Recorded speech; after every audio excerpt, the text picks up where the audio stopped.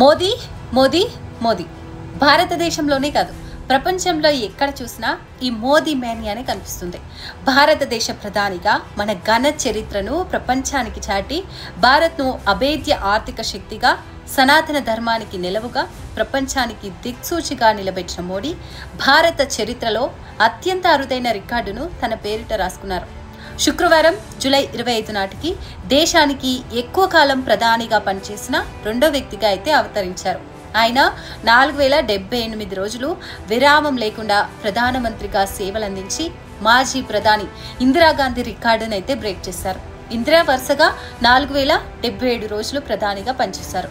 అంటే 1966 జనవరి 24 నుంచి 1977 మార్చి 24 వరకు ఆమె బాధ్యతలు నిర్వహించారు.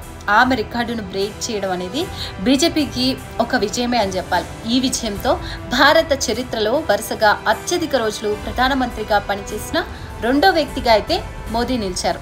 దేశ తొలి ప్రధాని జవహర్ లాల్ నెహ్రూ ఏకంగా 6130 రోజులు ప్రధానిగా పనిచేసి ఈ రికార్డులో మోడీ కంటే ముందున్నారు. మోడీ ఈ సాధనతో భారత రాజకీయ చరిత్రలో తన స్థానాన్ని మరింత బలోపేతం చేసుకున్నారు. ఆయన స్వాతంత్రం తర్వాత జన్మించిన తొలి ప్రధానమంత్రిగా, అత్యధిక కాలం పనిచేసిన కాంగ్రెసేతర పార్టీ నాయకుడిగా, హిందీ మాట్లాడని రాష్ట్రం నుంచి వచ్చిన అత్యధిక కాలం సేవలందించిన ప్రధానిగా, ఇలా రకరకాలుగా విశిష్ట గుర్తింపులను అయితే సొంతం చేసుకున్నారు. గుజరాత్లోని వడ్నగర్లో సామాన్య కుటుంబంలో జన్మించిన మోదీ తన తండ్రికి రైల్వే స్టేషన్ దగ్గర టీ అమ్మడంలో అయితే సహాయం చేసేవారు. తర్వాత రాష్ట్రీయ స్వయం సేవక్ సంఘ్, భారతీయ జనతా పార్టీ ద్వారా రాజకీయ ఉన్నత స్థానానికి ఎదిగారు.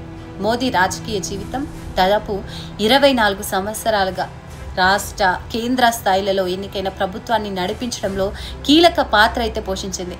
ఆయన 2001 నుంచి 2014 వరకు గుజరాత్ ముఖ్యమంత్రిగా పనిచేశారు. ఆ రాష్ట్రంలో అత్యధిక కాలం సేవలందించిన ముఖ్యమంత్రిగా రికార్డు సృష్టించారు. 2014లో ప్రధానమంత్రిగా బాధ్యతలు స్వీకరించిన తర్వాత ఆయన బీజేపీకి 2014, 2019, 2024 లోక్సభ ఎన్నికలలో వరుసగా 3 విజయాలైతే అందించారు. ఆయన నాయకత్వంలో బీజేపీ 2014లో 272 సీట్లతో, 2019లో 303 సీట్లతో ఘన విజయం సాధించింది.